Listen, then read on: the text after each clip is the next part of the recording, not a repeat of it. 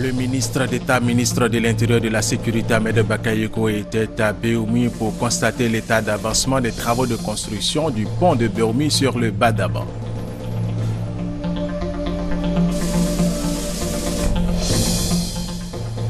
Nous irons dans cette édition à la découverte de l'univers des artisans ferrailleurs d'Abidjan, un marché de pièces détachées de véhicules hors d'usage. Il regroupe plus de 13 000 personnes, des hommes et des femmes.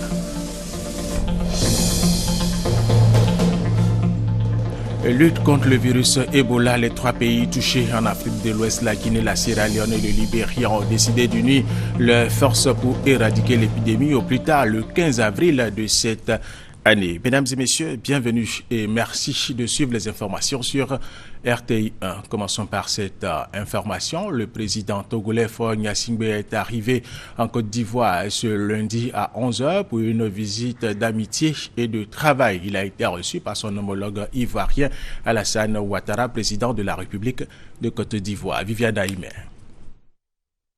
Il était 11h30 quand l'avion avec à son bord le président Faure et Sozimna Gnassingbé a atterri à l'aéroport international Félix Houphouët-Boigny d'Abidjan.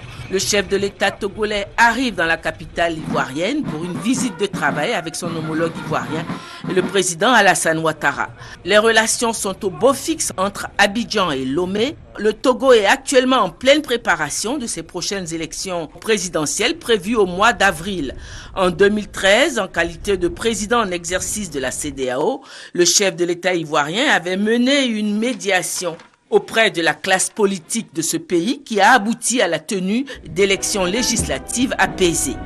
Le président Faure Gnassingbé a été accueilli à sa descente d'avion par son homologue, le président de la République Alassane Ouattara. Les honneurs militaires ont été rendus aux 2 chefs d'État. Après le volet officiel, les populations, elles aussi, tenaient à manifester leur estime et leur soutien aux 2 présidents. Les ressortissants togolais vivant en Côte d'Ivoire sont sortis en grand nombre et les chefs coutumiers qui ont effectué le déplacement dans la cour du pavillon présidentiel pour saluer le président de la République Alassane Ouattara et dire Akwaba à son hôte, le président Faure Gnassingbé, président d'un pays ami de la Côte d'Ivoire. Après l'aéroport, les 2 chefs d'État se sont rendus au palais présidentiel pour leur entretien.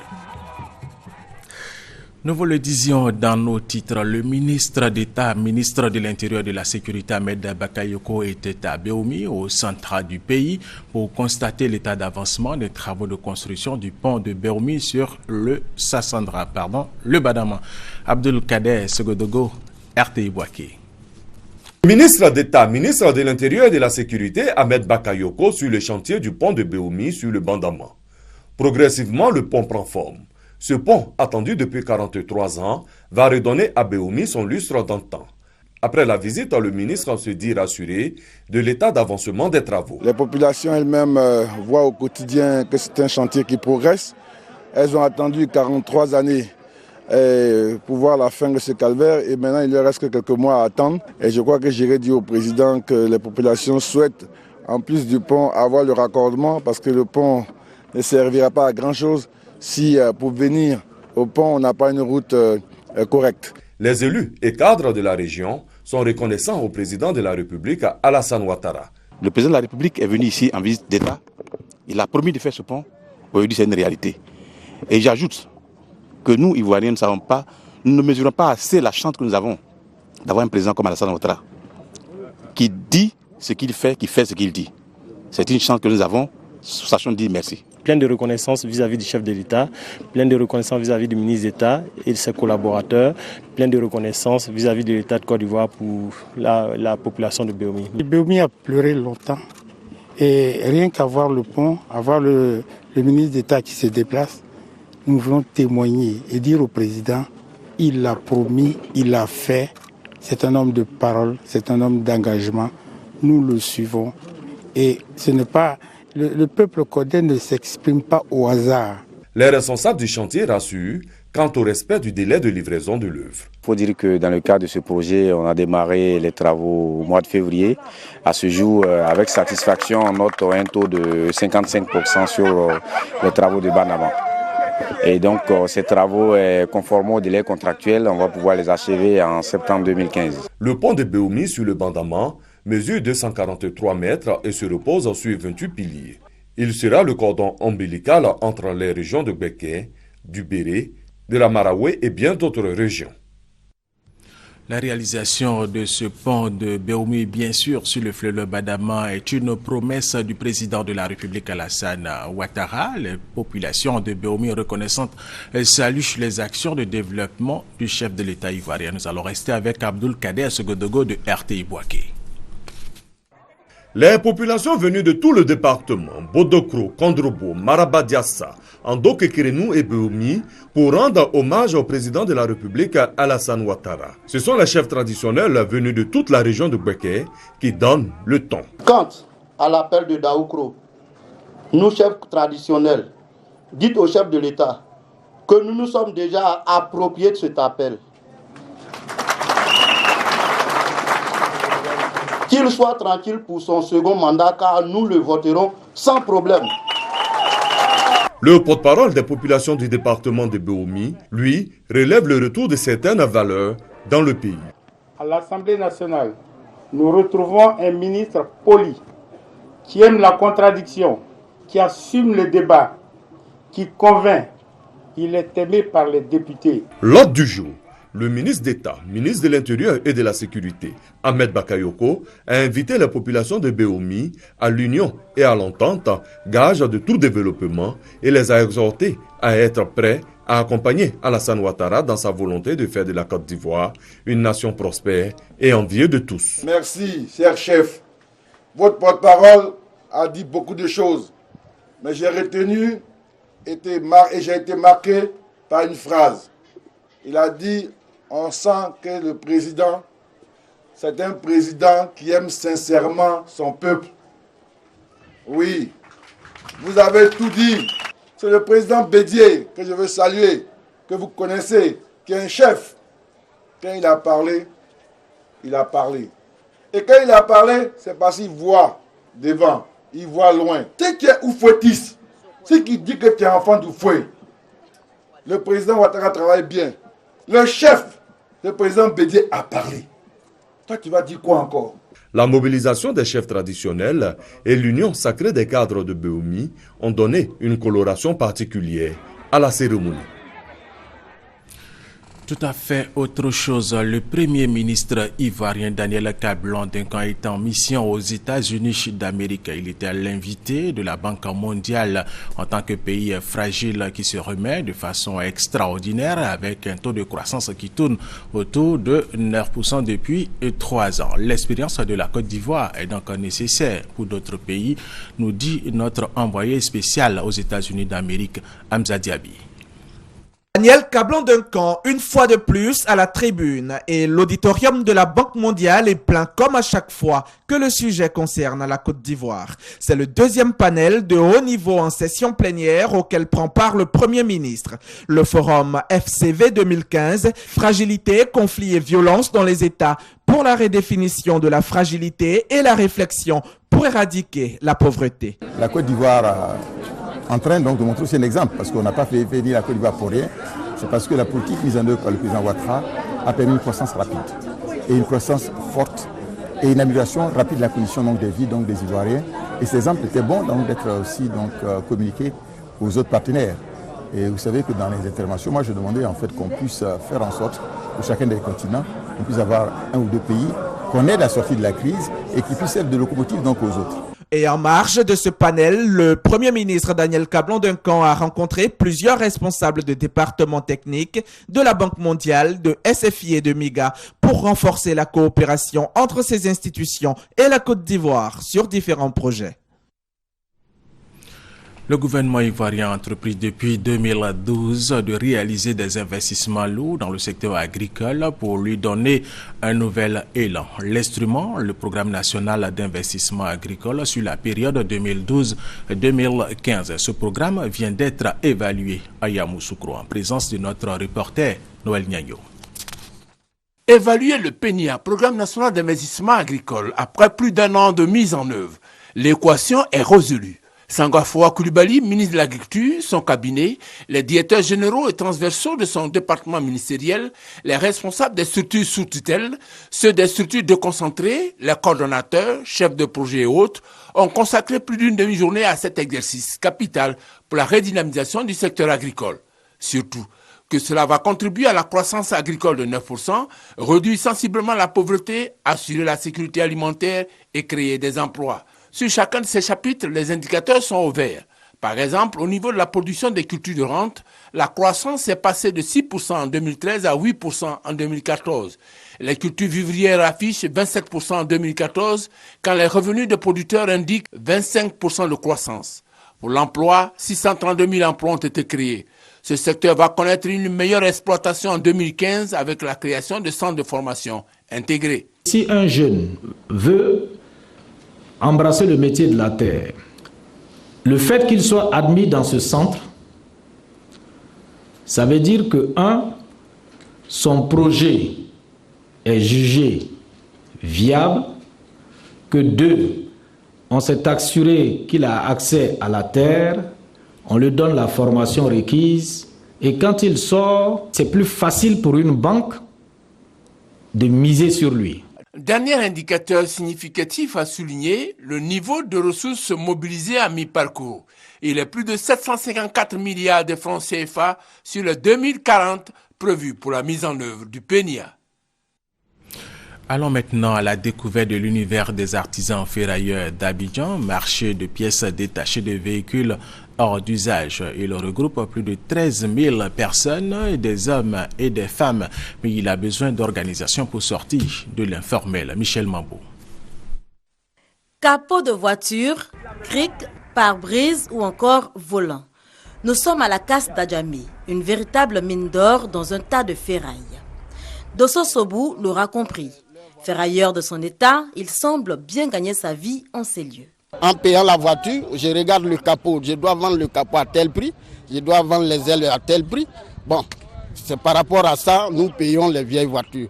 Et on fait le prix. Maintenant, quand le client vient, les calculs pendant l'achat, si tu descends, tu rates. Tu risques de tomber. Ils sont plus de 13 000 à exercer dans ce secteur d'activité. Pas facile, comme dans tous les secteurs d'activité, de tirer son épingle du jeu. Et pourtant, dans ce tas de fer, de fonte ou d'acier, des femmes ont réussi à se frayer un chemin. À l'exemple de Bamé Félicité, qui totalise 20 ans d'expérience, ou encore de Touré Mawa, présidente des femmes ferrailleurs de Côte d'Ivoire, cette passionnée qui ne regrette pas d'avoir tourné le dos à la fonction publique. J'ai un diplôme en communication, donc si je me suis retrouvée à la ferraille, c'est pas passion. C'est pas parce que j'ai tout perdu dans la vie que je suis à la ferraille. Je pouvais aller encore postuler ailleurs, mais aujourd'hui, quand tu mets mes amis diplômés à côté de moi, je préfère ma ferraille que le bureau. Ça, je ne regrette pas. Comme quoi, à la casse, il n'y a pas que des analphabètes. Tout le monde y gagne pour son compte. Le secteur est pourvoyeur d'emploi, reste seulement à l'organiser pour le sortir de l'informel. On a demandé qu'on se mette en fêtière, que les ferrailleurs sont dispersés, qu'on agit de manière disparate, qu'on se mette en fêtière pour qu'on ait un seul interlocuteur. Et depuis le 27 juin 2013, c'est ce que nous avions fait. Prendre une part active au développement économique de la Côte d'Ivoire. L'engagement est pris. Les ferrailleurs de Côte d'Ivoire espèrent seulement une franche collaboration avec leur tutelle pour gagner le pari. La mutuelle d'épargne et de crédit des fonctionnaires de Côte d'Ivoire, MUCREF-SI, connaît des perturbations dans son fonctionnement du fait de la mauvaise gestion de cette structure. Pour faire face à ces difficultés, un nouveau conseil d'administration a été élu pour la réforme de la MUCREF-SI. La suite avec Abou Sanogo. Chaude poignée de main, applaudissements nourris. La mutuelle d'épargne et de crédit des fonctionnaires de Côte d'Ivoire, MUCREF-SI, vient de se doter d'un nouveau conseil d'administration. 13 conseils avec à leur tête Karim Ouattara, élu président du conseil d'administration, vont procéder à la réforme de la MUCREF-SI. Selon Karim Ouattara, la tâche est certes lourde, mais elle constitue un défi à relever. De mener toutes sortes de réflexions pour voir comment on peut trouver des solutions durables à cette problématique-là. Amener le fonctionnaire à pouvoir être totalement autonome, à pouvoir mieux gérer son revenu, à pouvoir faire des investissements qui puisse lui permettre demain d'en bénéficier et à faire des justes dépenses et non des dépenses qui ne sont forcément pas utiles. Depuis sa création en 2004, la mutuelle d'épargne et de crédit des fonctionnaires de Côte d'Ivoire, MUCREFSI, a été financée entièrement par la mutuelle générale des fonctionnaires et agents de l'État de Côte d'Ivoire, MUGEFSI, à hauteur d'environ 3 milliards de francs CFA. Faute de bonne gestion, la structure connaît à ce jour un déficit cumulé d'1,8 milliard de francs CFA. Pour le président du conseil d'administration sortant de la MUCREFSI, Dao Soudounan, les moyens doivent être mis à la disposition de la nouvelle équipe pour la réussite de sa mission. La mutuelle d'épargne et de crédit des fonctionnaires de Côte d'Ivoire, MUCREFSI, compte 13 000 souscripteurs sur plus de 2 000 fonctionnaires de l'État ivoirien. Les populations des villes de Noé et d'Aboasso ont été sensibilisées sur le VIH-Sida. Lors de cette journée de sensibilisation, des démonstrations de port de préservatifs ont été effectuées. Thérèse Tapé-Yoboué. La Côte d'Ivoire enregistre une baisse du taux de prévalence du sida. Une baisse rendue possible grâce aux efforts du gouvernement et à l'abnégation des associations de lutte contre cette pandémie. C'est le cas de l'ONG AFCI-MR. Elle a initié une journée de sensibilisation sur le VIH-Sida dans les villes de Noé et d'Aboasso, zones réputées sensibles à la propagation de la maladie dans le pays. Lors de la journée de sensibilisation, initiateurs et participants ont échangé sur les mesures d'usage en vigueur pour freiner la maladie et l'importance de se faire dépister. Séance de démonstration de port de préservatifs féminins et masculins et distribution de préservatifs ont marqué la cérémonie. Les participants ont salué l'initiative. Tout ce que je demande à mes frères et sœurs, n'ont pas beaucoup utilisé le capote. Il ne faut pas se laisser baratiner par les gens pour dire non, quand tu utilises, ce n'est pas bon. C'est vraiment bon. Pour la présidente de l'ONG, il est impérieux de multiplier ce genre d'actions afin de freiner la progression du sida dans certaines zones du pays. Le sida existe. Ce n'est pas une fatalité. Il faudrait que les gens prennent ça au sérieux. On prépare à cette journée de sensibilisation la reine-mère du Zanzan ainsi que les forces de l'ordre de la frontière qui ont promis de relayer l'information à d'autres collègues. Restons dans le domaine de la santé et parlons de la lutte contre le virus Ebola. Les 3 pays touchés en Afrique de l'Ouest, la Guinée, la Sierra Leone et le Libéria, ont décidé d'unir leurs forces pour éradiquer l'épidémie au plus tard le 15 avril de cette année. Et puis ce lundi, c'est jour de rentrée scolaire au Libéria. Les établissements fermés depuis ou pour cause d'épidémie d'Ebola ont donc rouvert. Le programme d'urgence pour la restauration des services socio-administratifs de base a procédé au lancement de la campagne de sensibilisation des populations. Objectif, leur permettre d'avoir une meilleure connaissance des ouvrages d'assainissement. Konaté Moussa. Stationnement d'eau usée, inondations, prolifération de mouches et microbes vecteurs de maladies. Ce sont entre autres les conséquences de la mauvaise gestion des ouvrages d'assainissement. Une situation que veut corriger le programme d'urgence pour la restauration des services sociaux et administratifs de base, PUSAB. Une campagne de sensibilisation est lancée en faveur des populations. Il s'agit de leur expliquer l'importance des ouvrages d'assainissement, leur rôle et les risques liés à leur mauvaise utilisation.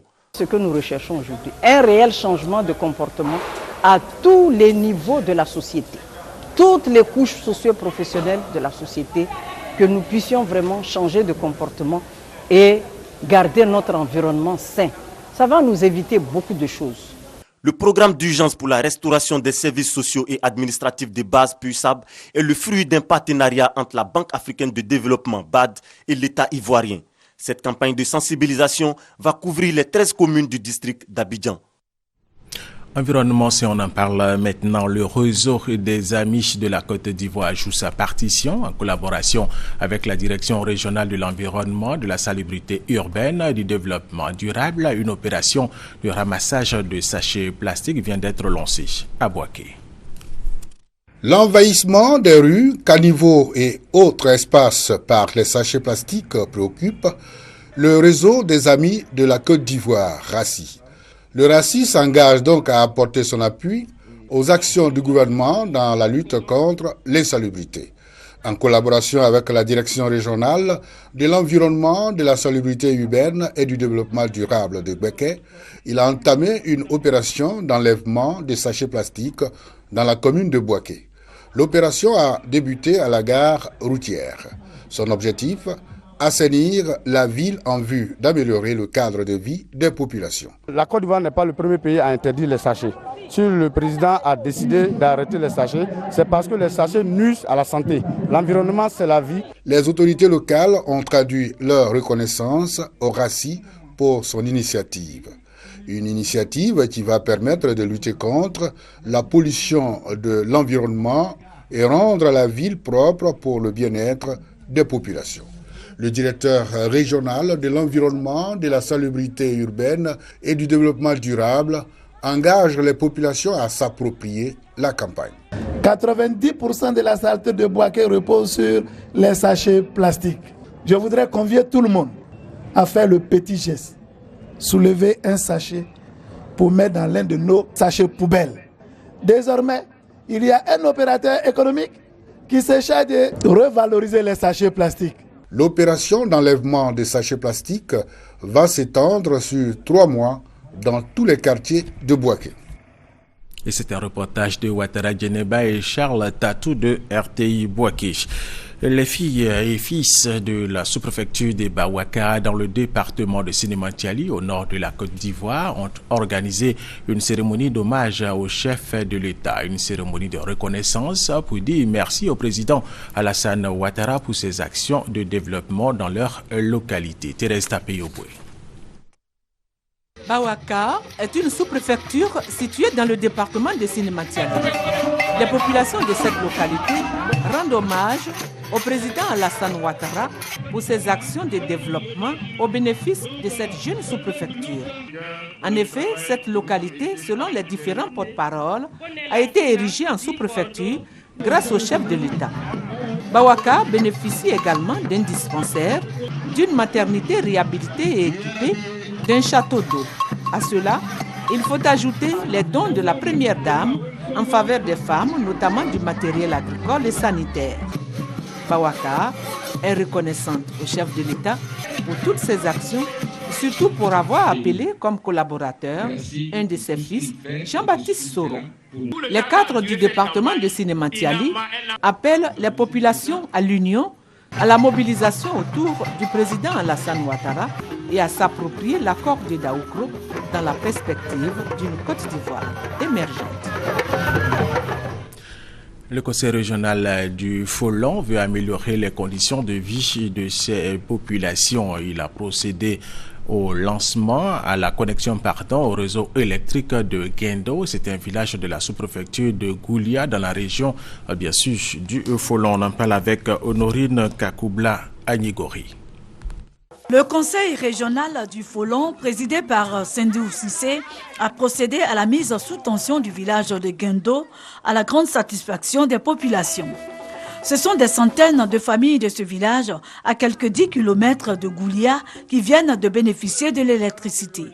Le président du conseil régional du Folon a profité de l'occasion pour inviter les populations à voter massivement le président Alassane Ouattara à la présidentielle d'octobre prochain. Et ce, pour donner les moyens au conseil régional du Folon de poursuivre aux côtés du président Alassane Ouattara le développement de la région. Pour Sendou Cissé, l'émergence annoncée par le chef de l'État à l'horizon 2020 vient de démarrer à Kando avec l'électrification du village, car cela va influencer le mode de vie des populations en leur permettant d'être connectés au reste du monde par l'Internet, la radio et la télévision. Pour Issouf Bamba, porte-parole des populations du dit village, la connexion du réseau électrique de Guendo donne satisfaction à un vœu de plusieurs années. Au terme de cette cérémonie, le président du conseil régional du Folon, Sendou Cissé, a annoncé au moins 68 projets dans les secteurs de la santé et de l'éducation nationale. Il a indiqué que 41 projets sont achevés et 27 restent en cours de réalisation. Le village de Tanguela, situé dans le département d'Agny-Bilékrou, fait de la culture un atout essentiel pour son développement. Les fils et filles de cette sous-préfecture se sont engagés pour la promotion de ce secteur. On en parle avec Kwasi Mamadou. Nana Roger Krandioré est le nouveau chef du village de Tanguela, chef-lieu de sous-préfecture situé dans le département d'Agny-Bilékrou, à l'est de la Côte d'Ivoire. Il est désormais le garant de la tradition de ce peuple Agny-Douablé, un peuple ayant pour activité principale l'agriculture. Nana Roger Krandioré a été désigné selon la pure tradition Agny-Douablé. D'abord une concertation des doyens dans la nuit, puis la désignation dans la lignée. Le nouveau chef désigné sera porté en triomphe par son peuple.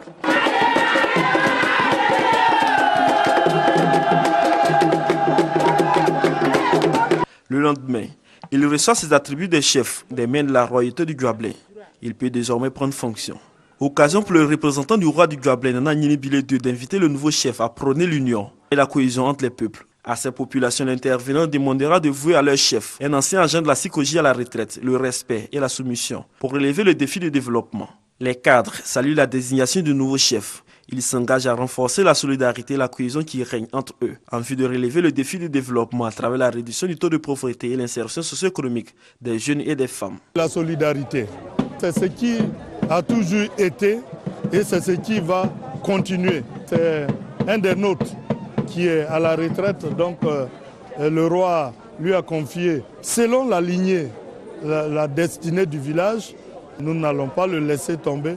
Nous allons continuer sur notre principe, c'est-à-dire la solidarité. Et le chef peut compter sur nous. Nana Roger Krandioré a pris l'engagement de travailler selon les us et coutumes du royaume Douablé. Il aura à ses côtés les différents chefs de cour pour l'exécution de cette nouvelle mission. La tradition a été encore respectée à la Marine nationale. Cette année, la commémoration du farewell aux cérémonies d'adieu et des marins a été placée sous le signe de la solidarité et de la cohésion au sein de ce corps d'élite. C'est la dernière fois qu'ils embarquent sur le patrouilleur Émergence. Les 53 marins en fin de carrière sont accueillis à leur descente par le ministre chargé de la Défense et les chefs d'état-major généraux adjoints des FRCI. C'est un au revoir à ces hommes qui, pour la plupart, auront donné plus de 30 années de leur vie pour que le navire Marine nationale jamais ne chavire. L'État de Côte d'Ivoire, reconnaissant de tous leurs efforts, a élevé chacun de ces marins au rang de chevalier de l'ordre du mérite ivoirien. Ils partent certes de la corporation, mais leurs conseils aux plus jeunes pourraient encore servir. Persévérer dans le travail bien fait, le respect, la discipline, pour participer à aider notre pays, la Côte d'Ivoire, à émerger et à atteindre des horizons futurs. Aimer le travail, c'est le travail qui te fait vivre. Et moi, quand je suis venu à la marine, j'étais d'abord fusilier commando. De là, je suis allé au sport. Et c'est à la fin du sport là, que je vais à la retraite. Ces 53 marins rangent ainsi leurs uniformes, mais selon le commandant de la Marine nationale, la relève est assurée. Le défi qui se présente à nous est vraiment énorme. C'est, pour résumer, le défi vraiment de la sécurité, de la sûreté maritime. Donc nous devons relever, gagner pour l'intérêt quand même de nos populations. La sécurité maritime demeure une préoccupation pour le gouvernement ivoirien. Le ministre chargé de la Défense, Paul Kofi Kofi, a tenu à le rappeler. Il a aussi promis de doter très prochainement la Marine nationale de moyens conséquents. Dans quelques mois, je pense, avant la fin du premier trimestre, l'arrivée du bouclier. Et le bouclier sera suivi par un autre. Et ainsi, la marine pourra être fière de retrouver son lustre d'antan.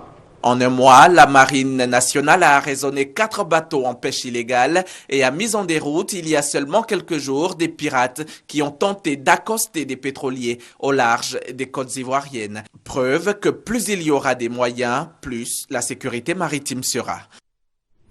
Et c'est la fin de cette édition. Bonne suite des programmes sur RTI1.